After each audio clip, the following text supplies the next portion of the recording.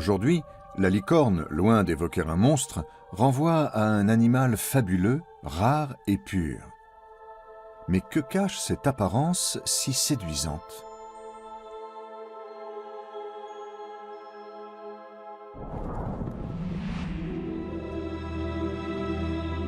On dit qu'il ne faut pas s'approcher d'une licorne à moins d'être aussi pur qu'elle.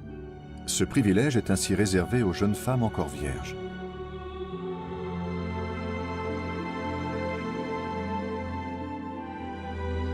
Elles seules peuvent approcher et toucher l'animal sans danger.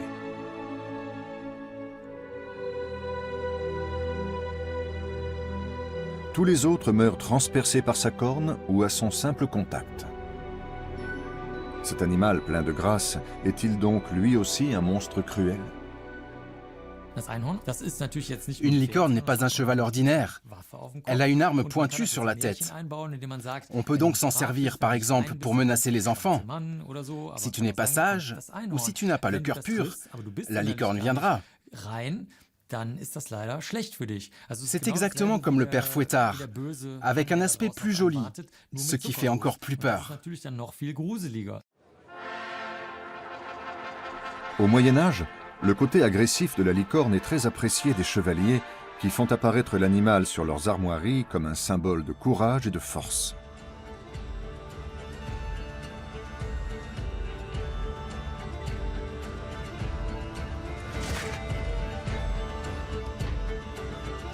Elle y est représentée comme un animal impétueux armé d'une corne pointue comme une épée. L'origine du mythe de la licorne demeure énigmatique. Longtemps, on a pensé qu'elle pouvait être inspirée de l'oryx. De profil, cette antilope ressemble à maintes représentations de licornes. Jules César a lui-même dressé un portrait de ce qui pourrait être une licorne dans ses commentaires sur la guerre des Gaules. Il la voit comme un bœuf ayant la forme d'un cerf et portant au milieu du front, entre les oreilles, une seule corne, plus élevée et plus droite que les cornes qui nous sont connues.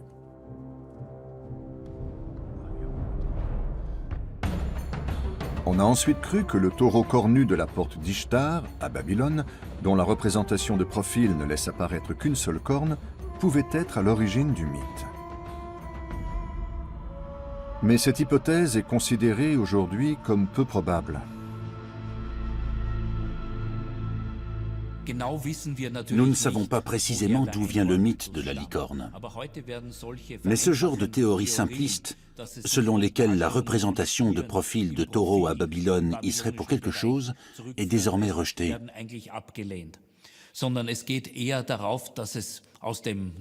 Au Moyen-Orient, des animaux fabuleux de ce type peuplent les légendes depuis très longtemps. En Inde aussi, les premières représentations de licornes font penser à des taureaux. Avec le temps, l'aspect de la licorne évoluera. Elle prendra parfois les traits d'un cheval et parfois ceux d'un âne. Ici, une jeune vierge piège une licorne à peine plus grande qu'une chèvre. Le fait que la licorne ne puisse être capturée que par une vierge, dans la tradition médiévale, est un message chrétien.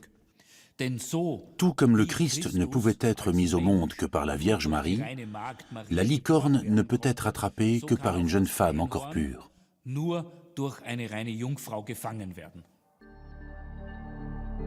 Pour les chrétiens, elle devient le symbole de la puissance divine, ce qui ne les empêche pas de vouloir la traquer, car on prête à l'animal et surtout à sa corne des pouvoirs magiques. Au Moyen-Âge, personne ne semble y voir de contradiction.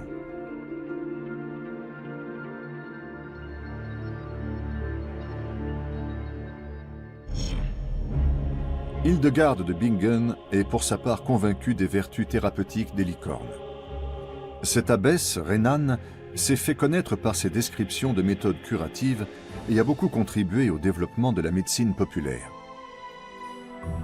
Ces méthodes lui apparaissent dans des visions qui lui enseignent les pouvoirs médicinaux des plantes, des pierres et de la licorne.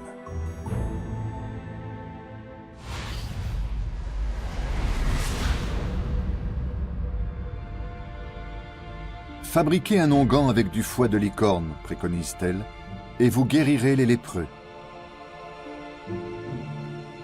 Faites-vous des chaussures en cuir de licorne, elles protégeront vos pieds et vos jambes de toutes les maladies.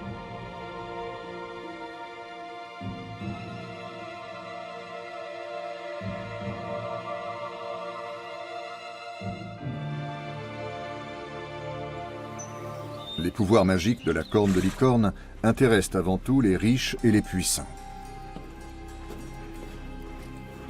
Jusqu'au Moyen-Âge tardif, on était prêt à s'en procurer à n'importe quel prix et elle se vendait 20 fois son poids en or. Votre grâce, ma route me mène du pays des licornes tout droit à votre cour. Le pays des licornes? Maintenant, ce serait plutôt le pays des sans-cornes. Voilà tout ce que j'ai. Au-delà de ses vertus curatives, elle permettrait de détecter les poisons. À son contact, un breuvage empoisonné se met à mousser. Et le modèle de poche. Allez, fais voir, fais voir. Mais pour vous, votre grâce. Ma corne à boire est aussi magique, Seigneur. Plus d'un souverain maudit espère vivre plus longtemps grâce au pouvoir de la licorne. Les principaux importateurs de cette denrée rare sont les Vikings. En réalité, ces cornes de licorne sont des défenses de narval. De forme hélicoïdale, la longue dent frontale portée par les mâles peut atteindre 3 mètres et peser jusqu'à 10 kilos. Les Vikings chassent ces mammifères marins à grande échelle dans la mer du Nord. Puis ils écoulent leurs marchandises convoitées dans toute l'Europe.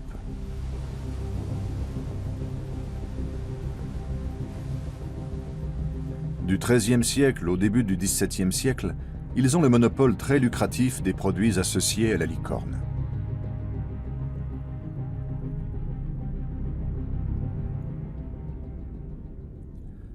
Bien entendu, on finit par découvrir la véritable provenance de ces cornes. Mais au lieu de dénoncer la supercherie, on choisit de s'accommoder de la réalité en adaptant le mythe.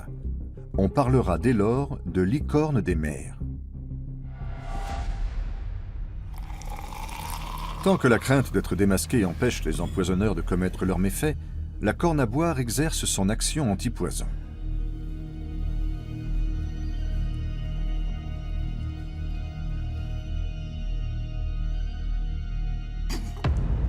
Mais lorsque le meurtrier est fermement décidé à faire tomber le souverain détesté, elle reste hélas sans effet.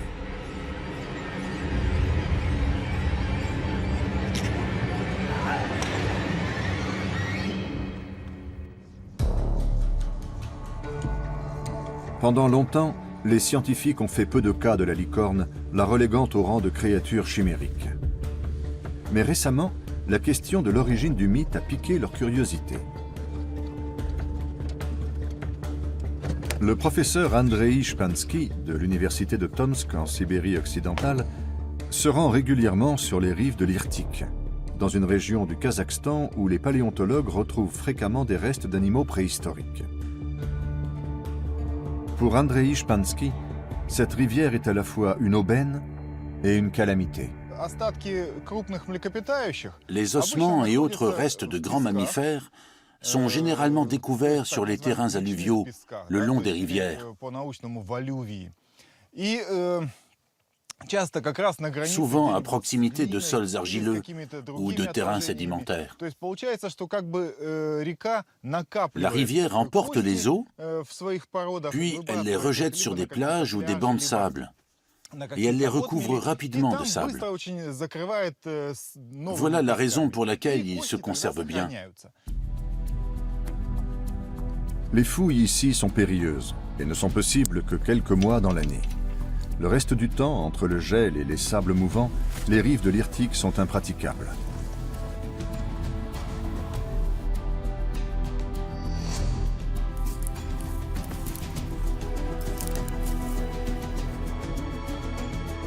Le paléontologue travaille avec une simple pelle, en plus du harnais bien sûr. Il s'intéresse principalement aux fossiles d'animaux géants ayant vécu au Kazakhstan en des temps ancestraux. Sa trouvaille du jour, une omoplate de mammouth.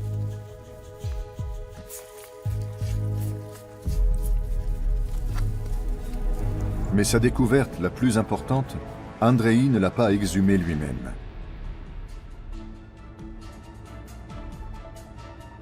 Elle est exposée au Muséum d'histoire naturelle situé dans la ville de Pavlodar, dans le nord-est du Kazakhstan.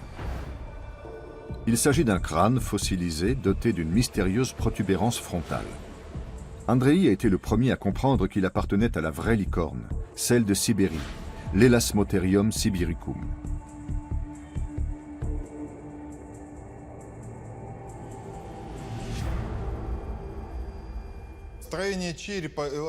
La forme du crâne de l'Elasmotherium est différente de celle des crânes des rhinocéros de la préhistoire et d'aujourd'hui. Les rhinocéros possèdent en règle générale deux cornes, une sur le nez et une sur le front. On les range donc dans la catégorie des rhinocéros bicornes. Mais l'Elasmotherium n'avait qu'une seule protubérance au milieu du crâne. Et sur cette protubérance poussait une corne monumentale. On peut donc parler d'un unicorne ou d'une licorne. L'Elasmotherium faisait partie des plus grands animaux d'Eurasie à l'époque glaciaire. Jusqu'à présent, on n'avait pas imaginé que le mythe de la licorne ait pu s'en inspirer. Pourquoi? Parce qu'on tenait pour exclu la possibilité d'une rencontre avec l'homme. Au stade actuel de nos connaissances, l'animal se serait éteint il y a 350 000 ans. Mais le crâne découvert par un paysan kazakh il y a 30 ans dans un village situé sur les rives de l'Irtik pourrait changer la donne. D'autres crânes d'Elasmotherium ont été retrouvés au Kazakhstan et en Russie, mais selon Andrei Shpansky, celui-ci est particulier. C'est pourquoi il aurait aimé pouvoir examiner d'autres parties du squelette de l'animal. Mais voilà longtemps que la rivière a emporté le reste des ossements. Les premières études de ce crâne ont montré qu'il ne présentait pas de différence fondamentale avec ceux qui ont été retrouvés par le passé.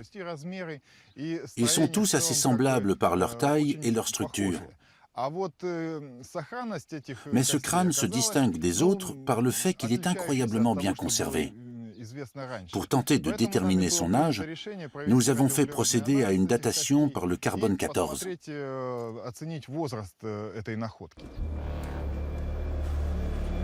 Selon une première datation effectuée en 2016, le crâne ne serait vieux que de 29 000 ans.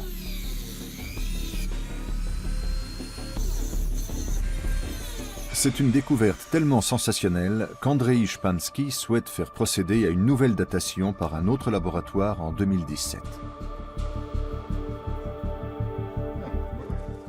Si l'on obtenait le même résultat, cela voudrait dire que les histoires de licornes pourraient bien trouver leur origine chez l'Elasmotherium.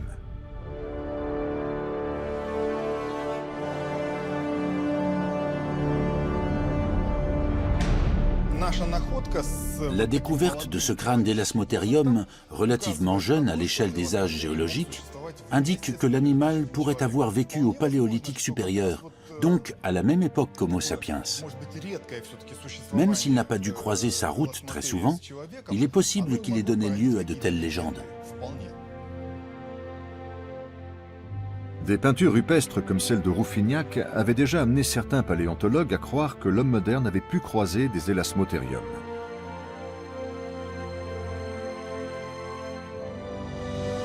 Le souvenir des licornes géantes aurait ensuite été transmis de génération en génération par la tradition orale.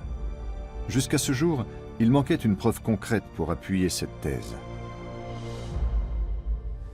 Cette preuve n'est pas encore apportée avec certitude, car la datation de l'échantillon de crâne réalisé en 2016 à la demande de Shpansky n'est pas fiable à 100%. Selon le laboratoire, l'échantillon était très petit et sans doute corrompu. Sarah Talamo, de l'Institut Max Planck à Leipzig, doit faire la lumière sur l'âge de cet unicorne sibérien. Elle a déjà rectifié plus d'une datation erronée. La datation par le carbone 14 est une technique qui permet de dater de la matière organique vieille au plus de 50 000 ans. L'opération est très délicate, car il arrive fréquemment que les échantillons soient pollués par du carbone plus récent, ce qu'il faut à tout prix éviter. Les échantillons peuvent être corrompus également par d'autres matières organiques, par celui qui les prélève, les emballe ou les stocke.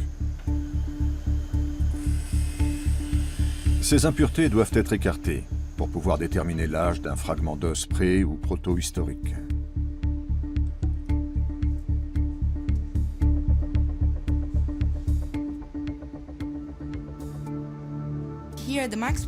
À l'Institut Max Planck, nous sommes spécialisés dans les échantillons osseux. Pour les dater, il faut en extraire le collagène. Le processus comprend de nombreuses étapes. La première consiste à déminéraliser l'os. Par la suite, pour écarter toute pollution, nous employons la méthode de l'ultrafiltration. Le collagène épuré est envoyé au centre d'archéométrie de Mannheim, où on procède à la datation par le radiocarbone. Le résultat est déconcertant.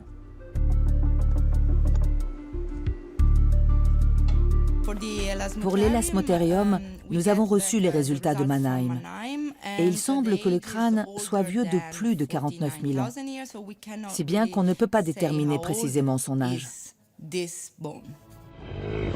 Si l'élasmotérium est bien une vraie licorne préhistorique, il ne peut pas être à l'origine de la légende.